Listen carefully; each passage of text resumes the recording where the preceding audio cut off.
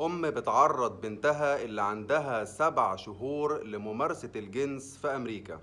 تعال أقولك إيه اللي حصل لمورغان ستاب. دي واحدة عندها 32 سنة من ولاية أنديانا الأمريكية.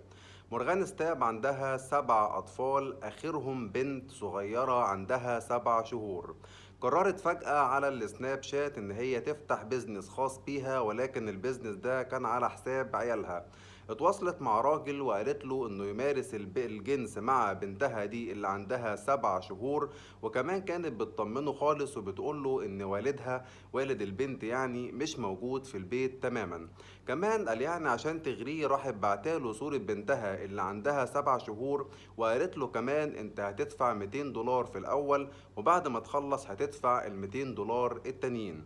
طبعا إدارة السناب شات بلغت عن البنت دي، وفعلا السلطات قدرت ان هم يقبضوا عليها.